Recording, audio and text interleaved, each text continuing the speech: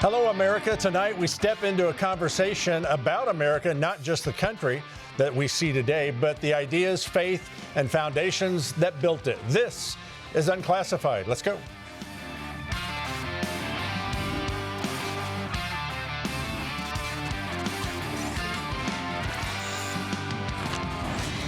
All right, we're kicking off a new week. Our guests tonight have spent decades studying history, culture, faith, and the direction of this nation.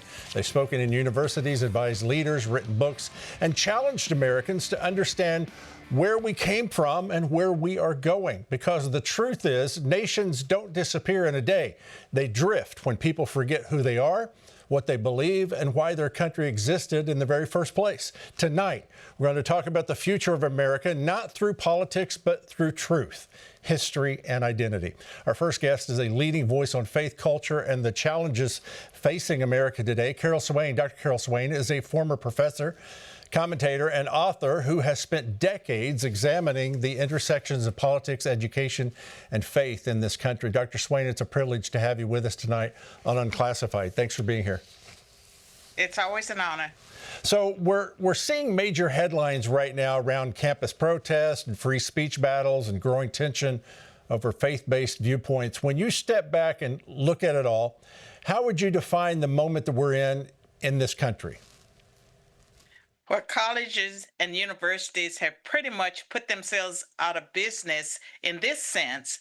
There's a survey showing that across all groups, political groups, liberals, conservatives, the majority of parents and students say that a college education isn't worth it.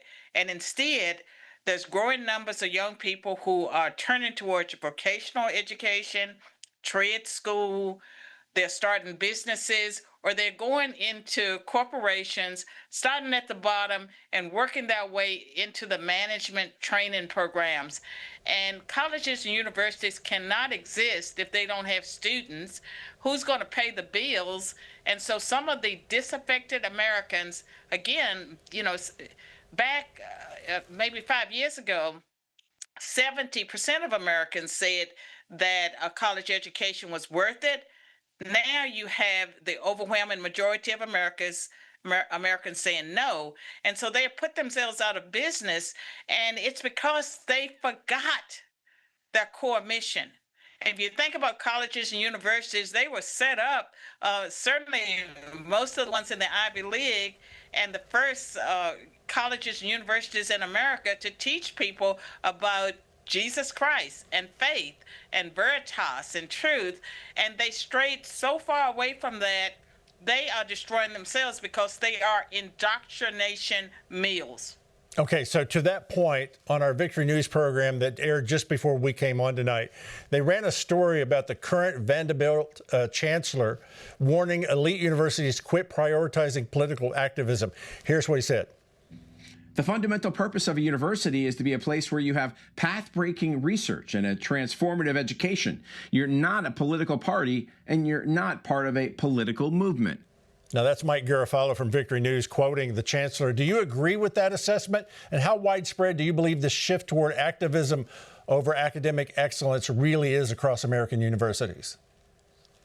Well, I spent 18 years at Vanderbilt before I retired in 2017, and the new chancellor is serious. He came from the University of Chicago.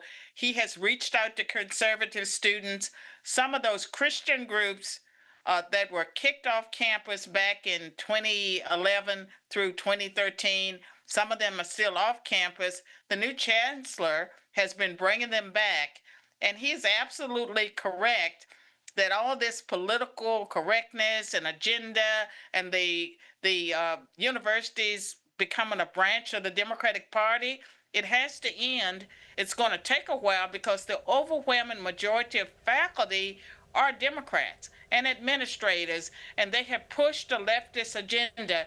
And as someone who was in academia for 18 years, I can tell you, 28 altogether, I can tell you that I sort of mark time as before Obama, after Obama, in the sense that the political correctness and the DEI and the critical race theory, all of this stuff, gender theories, after 2008, it was like it was all on steroids. And so the universities have lost their way. It happened gradually, and then it happened all suddenly. And I think that to change things and to get the respect of the American people and to get the students back and to be able to prepare them for a world where you have AI, you have so many changes taking place. They have to really rethink their whole enterprise, what they're about, and they need new faculty and they need conservative faculty. And so I hope that some of the young people who have given up on colleges and universities, if you want it at some point in your life to be a university professor, I think you should go back to your dream, because they're going to need some conservative university professors, some who are steeped in American history and in our Judeo-Christian values and principles. Okay, to that point, Dr. Swain, they are tenured, and you get a bad one and you can't get rid of them. You can't make any changes. How do we turn it around if that's going to be the case? Well, they get rid of tenured professors now. And I resigned. I took early retirement. So I took early retirement, but I can tell you that colleges and universities can make it uncomfortable for tenured faculty. They do it all the time. It can be liberal or conservative. If they don't like you and you're not helping them advance their agenda, they can make it so that you choose to leave. And so for some of those who are tenured, they can find ways to encourage them to look at other things. And so you can get rid of some of the ones that are tenured, but now they're old. And Right. and so some of those people need to be replaced. And so I'm telling the young people out there, and young for me is 40 and under. And 50, you're still kind of young. But I Thank you. think that if you wanted to be in academia, go for it. Because I believe you can get a PhD and you can get a position, and they're going to need to have diversity in their ranks. And for the state-supported schools cannot discriminate because they are bound by the Civil Rights Act of 1964 and its amendments, as well as the Equal Protection Clause. The private schools have had more latitude to discriminate, and boy, they have discriminated against anyone who was disfavored. But they too can be held accountable, as President Trump has done, using the grant money. They get billions of dollars in grant money for research funds, and so that money can be restricted if they're violating anyone's rights. What do you say to a parent or a grandparent right now? They're preparing for college, their kids are close to going to college. What advice do you give them as far as universities? Well, right now, they probably agree with the majority of people who are saying a college education isn't worth it. I think that they should look at other options. They should look at the vocational schools, the trade schools, or starting a business. I've met parents and grandparents who have decided that all that money they saved up, if their offspring wants to start a business, then they could use the money for those purposes. And so they're giving young people more latitude. And I'm not, that's part of what I would say. The other part is there are some safe institutions. There are some that are trying harder. And I would say that Vanderbilt, with the new chancellor, it's still a woke institution, but they're trying harder to respect everyone's rights. And so give universities another look. If your child or grandchild wants a profession that requires a college degree, so they have to go somewhere, but do your research. Do your research and find the places where they're more likely to be able to engage in free speech. And if you don't have a diversity of ideas, a place where students can explore from different angles, they're going to be exposed to thinkers who are conservative as well as liberal. If that's not there, they cannot develop critical thinking skills. Real quick, Dr. Swain, why is it so expensive? I mean, these kids are coming out of universities in debt. Why is it so expensive? Because the administrators, the dean of students, the president, they have too many deanlets, deans all over the place. vice presidents all over the place. And many of them were vice presidents of DEI this. Every department had to have a DEI officer. Well, President Trump signed an executive order that programs that receive federal funds, that diversity, equity, and inclusion, that those programs could not continue to exist and receive federal dollars. And the Supreme Court has ruled against race-based affirmative action. And I think that with colleges and universities, they have to be in compliance with the Civil Rights Act of 1964, its various amendments and extensions, and the Equal Protection Clause of the 14th Amendment that protects all persons. All right.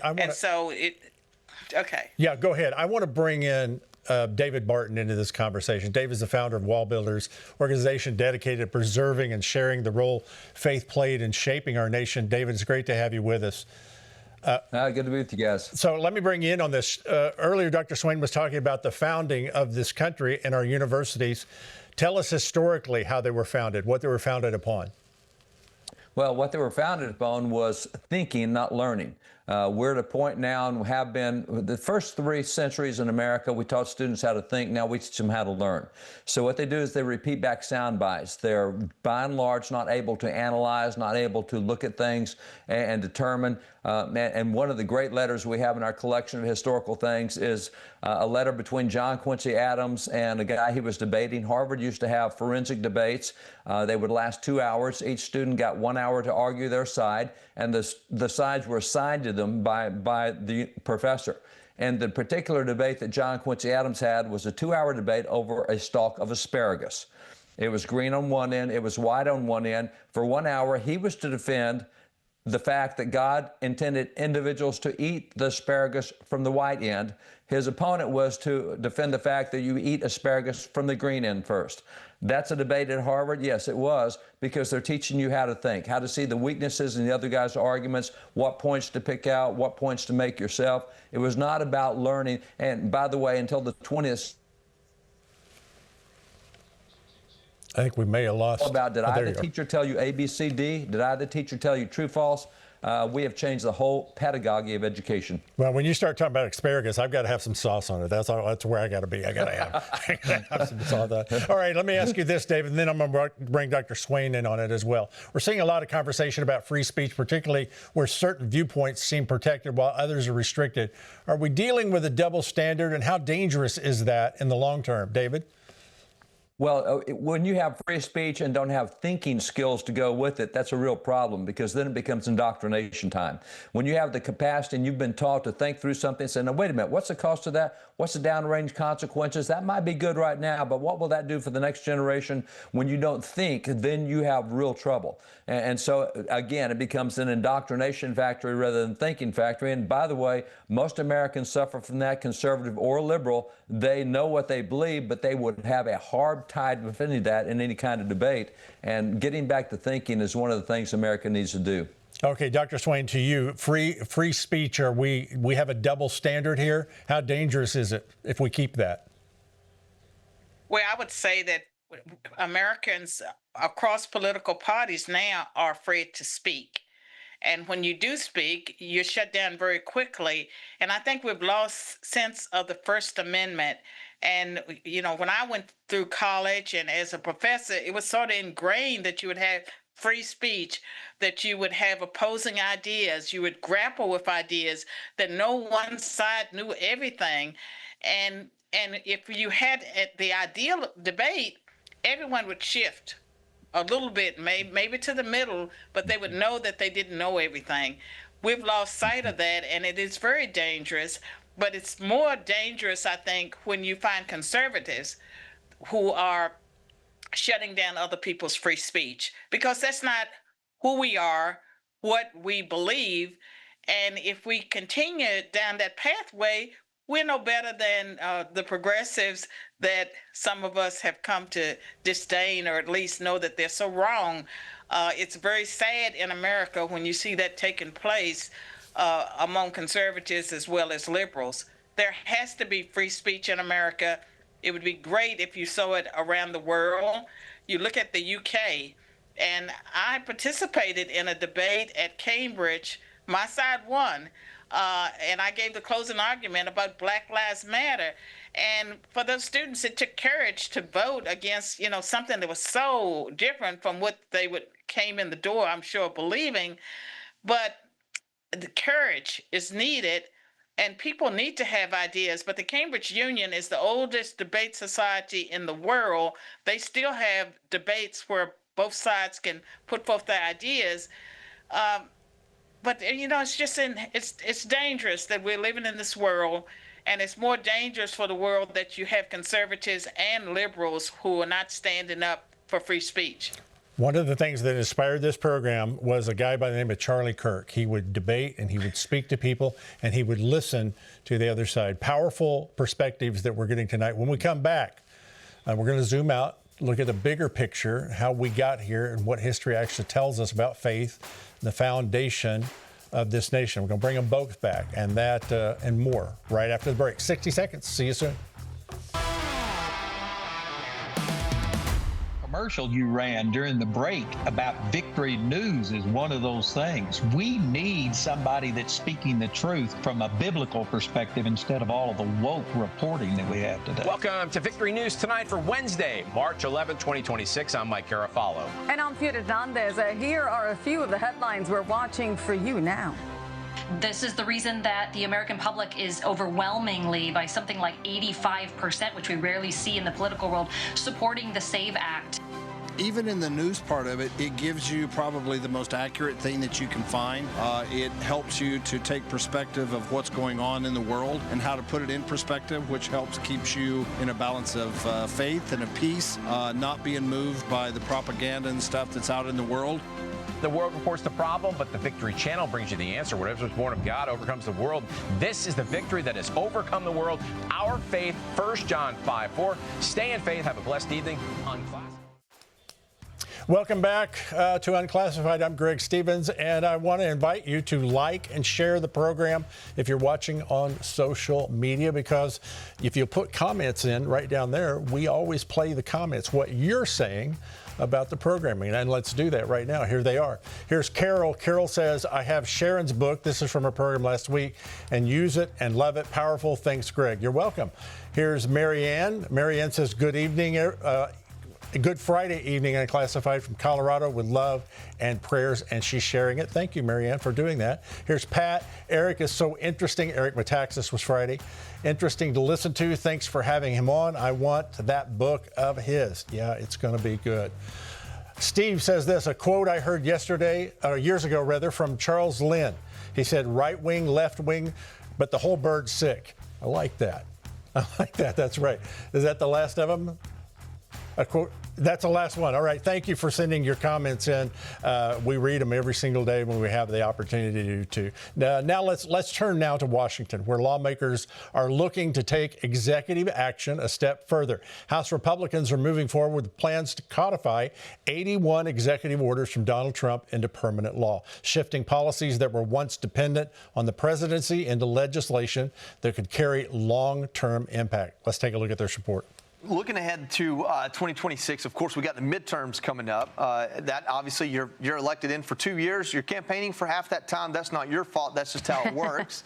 But when we look at the intersection of policy and politics going into the midterms, most Americans sit at home and they go, Trump's doing a good job. And when you look at what he's getting done, a lot of it he's getting done through the executive branch. You've got the big, beautiful bill you guys have passed. You've got things like the Lincoln-Riley Act that I think you should tout more heavily. But are there some agenda items that you all, the Republicans in the House, can really push and say, hey, this is what we're doing for Americans, and this is why we should be reelected?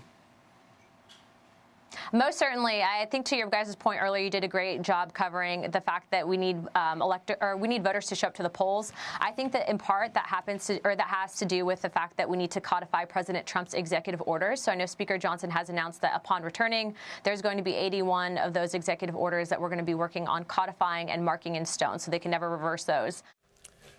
All right, let me bring David Barton in from Wall Builders. David, as we look at efforts like this to turn executive orders into law, how does that align with the original intent of the Constitution when it comes to the balance of power between executive and legislative branches?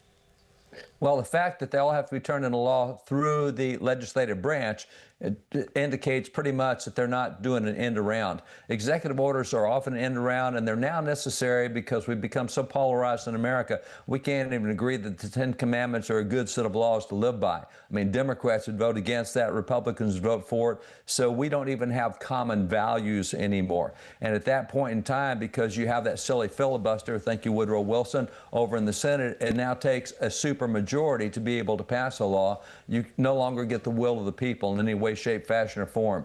Now 41 votes in the Senate will beat 59 votes in the Senate every day of the week, and that's what's pushed executives into making executive orders because they can get nothing done through the legislature, and by and large, even the vote of the people, unless you can get a supermajority of 60 senators, you're not going to get the will of the people done. So I think at this point, executive orders have become necessary. I praise President Trump for having gone back to, he's done a really good job of making sure those executive orders are not activists. They're back to enforcing the laws that should be enforced. But the fact that this is going to go through the House and the Senate to make an executive law into federal law, it's going to be the legislative branch that makes that decision, which puts it back in the right, proper balance for checks and balances. Yeah, we can't even get people paid that are providing security for us at airports right now. By the way, isn't it crazy that the people we don't want to pay are the law enforcement people? We've said the law enforcement, look, we've got a bunch of federal laws. We don't want you guys enforcing federal laws that have been on the books that are for the safety and security of the nation. We're not going to pay you because we don't want to enforce federal laws. If you don't want to enforce federal laws, why don't you pass a law to take them off the books? You don't just go around them. And that's what's ironic about this is they want to defund law enforcement, which is crazy. Okay, Dr. Swain, let me ask you this. There's ongoing debate about whether America was founded as a Christian nation. If the founders could answer that, what do you think they would say to us? I think that if you go to the constitutions and charters of the 13 colonies, we know that they pretty much all mentioned Christ and Christianity. And so it's ridiculous. I don't think the founders ever envisioned that we would have a debate over whether or not America was founded on Judeo-Christian values and principles. Yeah, I would think they would wonder how we can't even define what a woman is nowadays. I mean, you know, there's certain inalienable rights that you would think that would be one of them. Let me ask you this, and then I'll get David to respond as well. With recent rulings around religious freedom, are we moving closer to or further from the original intent? Well, I would think that the Supreme Court is doing a great job of moving us back towards the original intent of the Constitution. And I want to get in something about those executive orders. The Republicans, I'm very upset with the Republicans because to me, it's all gamemanship. The executive orders that President Trump signed, the next Democrat president can undo most of those. I don't believe they'll be able to do it on issues like affirmative action because of the Equal Protection Clause, but the Republicans, I would say that based on the actions I've seen, they like being in the minority. They raise more money when they're in the minority. And so coming forth, they're going to codify the executive orders in the next 2 years. They've not done anything in the first 2 years. And so why would they do anything in the second 2 years? It is totally ridiculous. And I think they need to be held accountable. And for me, I became a Republican because at the time that I had my conversion experience and I started rethinking my worldview, they were the party of God, country, and family. They have moved so close to the Democrats. They didn't have to do that. They've done that. And so I would say shame on them and shame on them for not getting rid of the filibuster. They like being in the minority. Interesting. It benefits them financially. Interesting point. I said to a congressman, I'm going to bring David the same question. I said to a congressman recently, I said, from the people I hear, they're really frustrated that you guys have hearing after hearing after hearing and nothing happens. And then you do press conferences and nothing happens. And they want you to actually do something. So, David, with the recent rulings around religious freedom in particular, are we moving closer to or further from the founders' original intent? Absolute closer to. This is the closest we've been in our lifetime, unless you happen to be my age and remember when we had prayer and Bible in the schools. But if you were born after that, 62, 63, this is the closest we've been to going back. At first in 2019, they introduced a test, and then they codified it in 2022, and their decisions codified it, not codified it in the sense of law, but in their decisions. And it's called the History and Tradition Test. And they said, look, if something is historical and traditional and you can prove that, we're going to assume it's constitutional.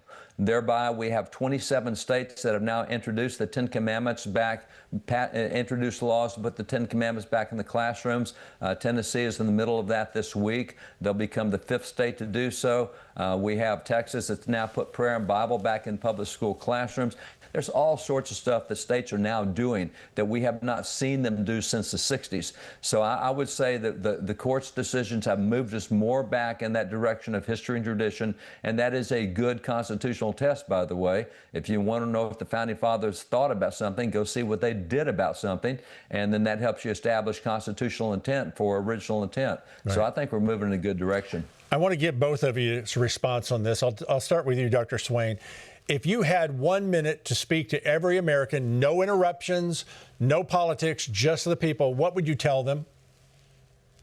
I would say that we're much closer together than we're led to believe by the media, and that the activists and the talking heads of both political parties don't represent us. And I think that the American people, at the core, they're good people with bad leaders. Wow. David, let me pose that to you. If you had 1 minute to speak to every American, no interruptions, no politics, just to the people, what would you tell them?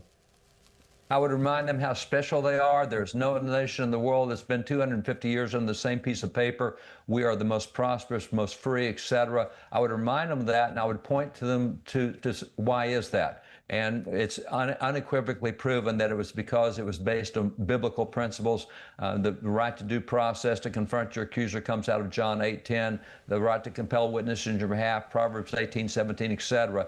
If you become a secular nation, you will look like Europe. You will lose all those 250 years of special things that we've had. And this is our anniversary. I'm going to ask both of you this real quickly. I believe that it's education, it's the pillars. It's education, it's the government, it's our churches, but I believe a lot of it begins in the churches. So, David, if Jesus showed up at one of our churches in America this weekend, what would surprise him? The fact that churches don't use the Bible. No, wait a minute. I gave you this written book, and you don't use that? We found that we do a lot of polling, 2.8% of pastors are willing to address issues that are in the Bible that are also in the news, because they say, well, if that's in the news, it's political and I can't talk about it. So we're looking at 2.8% of pastors are actually making disciples and helping people think biblically. The other are not, even though 28% of pastors are what we call theologically conservative. They're not doing a good job of discipling people. I think Jesus would be shocked and disappointed over how little his word is used in congregations that bear his name. Well, we're trying our best to change that and to change our universities and all of it. David Barton and Dr. Carol Swain, I can't thank you enough, both of you, for being with us tonight. I'm truly honored that you were here. So tonight's conversation reminds us that this is an important topic, and we need to speak about this. The future of America is still being written, and that's why we have these conversations. America was never perfect. It's not perfect now, but it was unique, built on the principle that our rights come from God, not from government, that freedom requires responsibility, and that faith and liberty are meant to walk together. The question tonight isn't what America was, but what America will be. And that decision is not made in Washington or in universities or media companies. It's made in homes and in churches and communities by ordinary people who chose to do what kind of country do I want to leave? That's the question you need to ask. What do I want to give to the next generation? Remember, history matters. Freedom is never an accident. Don't miss tomorrow on Unclassified when Amanda Head and Ben Bergquam join us to break down Donald Trump's decision to send ICE into our nation's airports and much, much more. We are going to see you then. Remember, tell somebody about Unclassified. Thank you for sharing this with your friends. Thank you for telling others. Thank you so much for the comments, and I'd love to see your comments today. You just put them right now. If you're on social media, put them at the bottom, and possibly we'll air yours tomorrow. Remember, This is the truth beyond the headlines, because truth is a person. We'll see you tomorrow. Bye for now.